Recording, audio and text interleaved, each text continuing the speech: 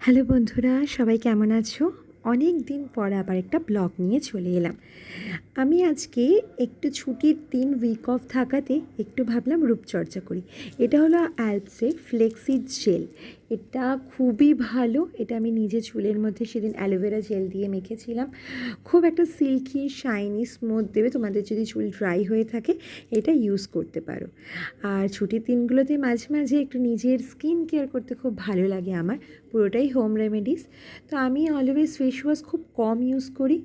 তো বেসন আর কফি দিয়ে মুখটা প্রথমে আমি ফেস ওয়াশ করে নিলাম, তারপর একটা কফি দিয়ে একটা স্ক্রাব বানিয়ে সেখানে আমি ম্যাকেফিনের স্ক্রাবটাকে মিশিয়ে ভালো করে স্ক্রাব করে নিলাম। দেখো কতটা এখনই ক্লিন লাগছে। ফেস টাওয়াল দিয়ে ভালো করে মুছে নিলাম। দেখো একটু অনেকটাই লাগছে কি হালকা ট্যানটা ক্লিয়ার হয়েছে। এবার আমি বানাবো একটা ফেস প্যাক, যেটার মধ্যে থাকবে বিট, বেসন, মধু এক্ষুনি দেবো, দেখতে পাবে, কফি, আরও অনেক কিছু ইনগ্রিডিয়েন্ট দিই, যেটার মধ্যে একটু চালের গুঁড়ো থাকে, একটু রোজ ওয়াটার থাকে, ভিটামিন ই অয়েল থাকে, যেগুলো আমাদের স্কিনটাকে হাইড্রেটেড করতে ভালো রাখে। আর আমার যেহেতু অয়েলি স্কিন, তো অনেকটাই স্কিনের অয়েলটা কন্ট্রোল হয়ে থাকে। আর ট্যান, যেটা অফিস আমরা যাই যেহেতু প্রচণ্ড গরম রোদের মধ্যে, সেই ট্যানটাও রিমুভ করতে সাহায্য করে। আমি একটু কেমিক্যাল বেস প্রোডাক্টটা একটু কম ইউজ করার চেষ্টা করি। স্কিন কেয়ারটা আমার হোম রেমেডিস প্রোডাক্টটা ইউজ করতে ভালো লাগে। এই দেখো গরমের মধ্যে আমি একদম একটা কাস্টার্ড বানিয়ে নিয়েছিলাম আগের দিন রাত্রিবেলায়।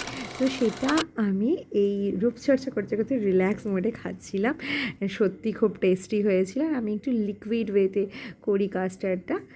তো 10-15 মিনিট রাখার পর এইখানে আমার স্কিন দেখতে পাচ্ছ ড্রাই হয়ে গেছে। আমি প্রপারলি স্নান করে এলাম। চুলটা দেখো কতটা সফট হয়ে গেছে, কতটা শাইন করছে, কতটা স্মুদি লাগছে, সিল্কি।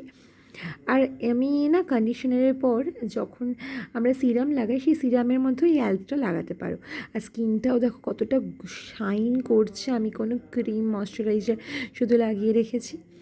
তারপর একটুখানি নেলসটাকেও ভাবলাম যে নেলসটা কেন বাজছে, একটু পেন্ট করে নিলাম।